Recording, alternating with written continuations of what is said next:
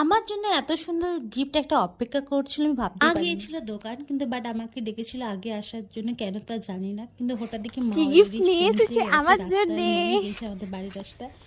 একটা আর গিফট, দেখি না দু হাতে দুটো একটা গিফট গিফট। নিয়ে যাচ্ছে। এই যে এটা গিফট আছে।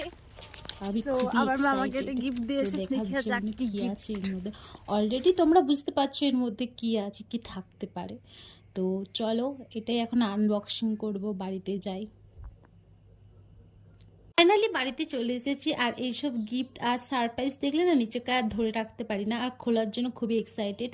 আর হ্যাঁ, অবশ্যই বুঝতে পারছো এটাতে কি আছে।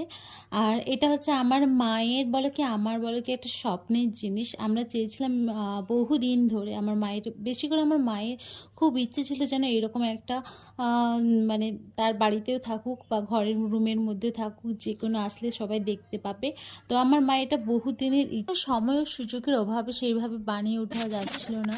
তো মায়ের আশা ছিল যে বহুদিনের যে এরকম একটা বানাবে। ফাইনালি যখন বানাতে পেরেছি আর সময় সুযোগটা যখন ছিল, তো বানিয়েই ফেললাম। ভাবলাম যেই আসবে আমার বাড়িতে এটা যেন দেখতে পায়। আর দিয়েছে লাইট জ্বলবে, এর সঙ্গে একটা চার্জারও ফ্রি দিয়েছে। আর এরকম কানেক্ট লাইট জ্বালা যাবে। এক্সাইটেড দেখাচ্ছি।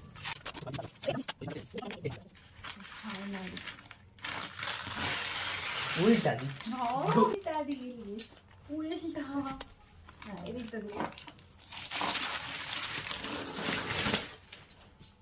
ওয়াও, ফোকাস কর, হাত দিয়ে মাঝখানটা। ওইটা নয়, এইটা বন্ধ করতে হবে। হ্যাঁ হ্যাঁ, বন্ধ কর।